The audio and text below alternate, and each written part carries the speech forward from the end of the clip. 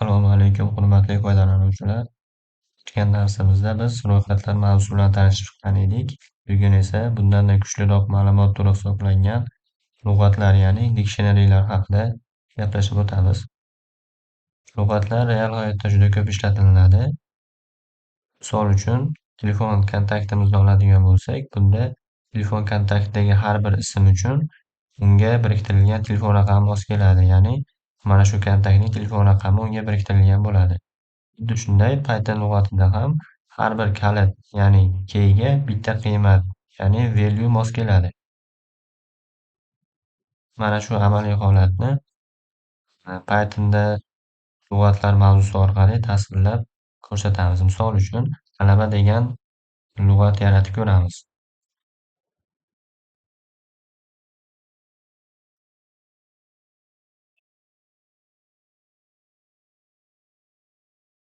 Ya'ni talabaning qiymatlarini berib ketamiz. Ya'ni bunda key deb ataladi Python lug'atida. Ya'ni uning shaxsiy ma'lumotlari, misol uchun ismi bo'lsin birinchi navbatda.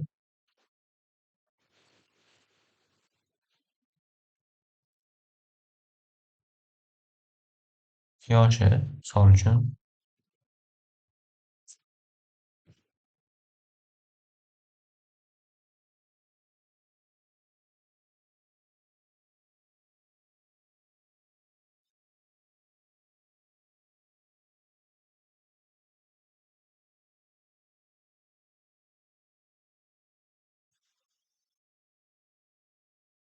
Qaysi shahardan ekanligi.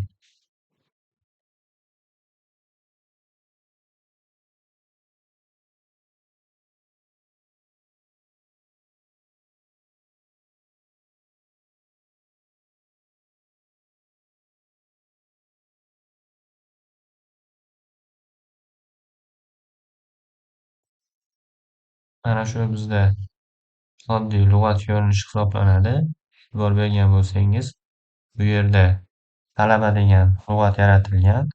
Figurali qovus ichida uning barcha atributlari keltirib o'tilgan. Misol uchun, ismi, yoshi, qaysi shahardan ekanligi bular talabaning kalit so'zlari hisoblanadi. Bundan keyin bularning qiymati esa unga mos ravishda ismi, yoshi, Toshkent shahardan ekanligi belgilab o'tilgan.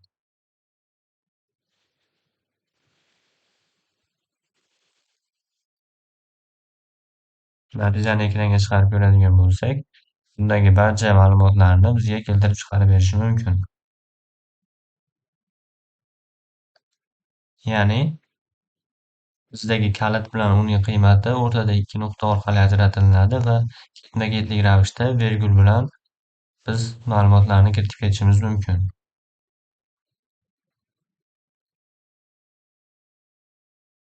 Avvalgi darslarimizda ro'yxatlarda, ya'ni indekslar orqali uning qaysidir elementiga murojaat qilgan bo'lsak, lug'atlarda esa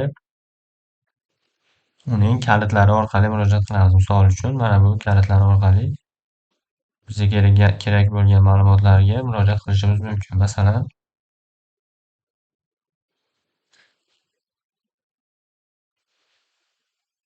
talabaning ismini chiqarishimiz uchun biz uni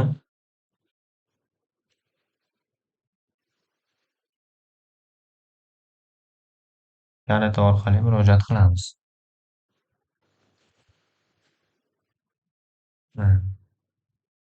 Bizga kerak bo'lgan kalitni yozganimizda uni ma'lumotini, ya'ni unga tegishli bo'lgan qiymatini dastur bizga qaytarib beradi.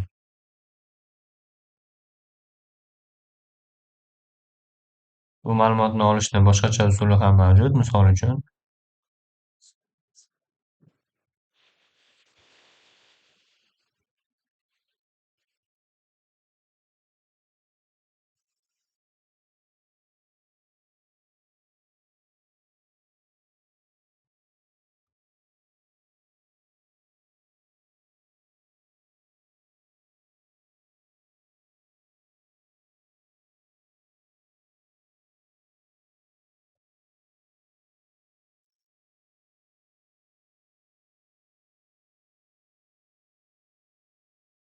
shahar kaliti orqali unga biriktirilgan, ya'ni unga biriktirilgan value'ni qiymatini bizga qaytarib beryapti.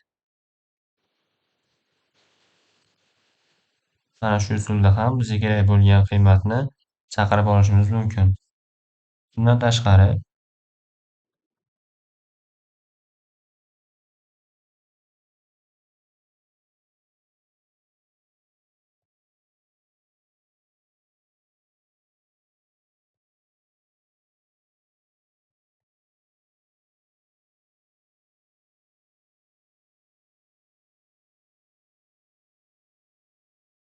bizni lug'atimizda mavjud bo'lmagan keyga ya'ni kalitga murojaat qilganimizda dastur bizga xatolik qaytarmaydida, ya'ni bunday kalit mavjud emas, ya'ni bo'sh, bunday kalitga qiymati mavjud emas degan bizga javobni qaytaradi.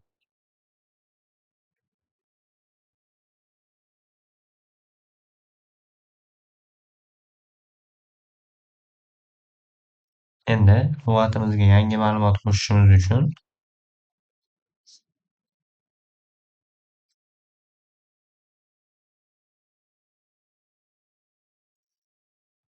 talaba lug'atiga yangi ma'lumot qo'shishimiz uchun biz o'zimizga kerakli bo'ladigan kalitni kiritib olamiz, ya'ni to'rtburchak qovusni ichida.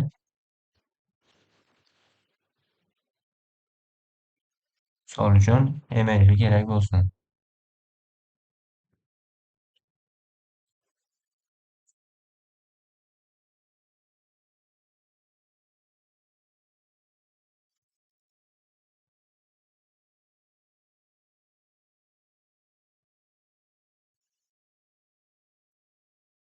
Print talaba lug'atini chaqirganimizda mana yangi email, ya'ni talabaning yangi ma'lumoti bizga qo'shiladi.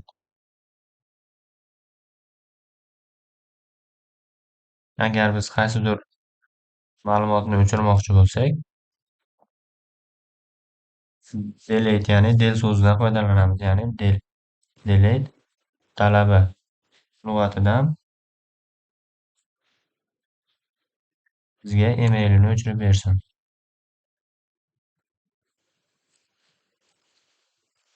Print qilamiz talaba.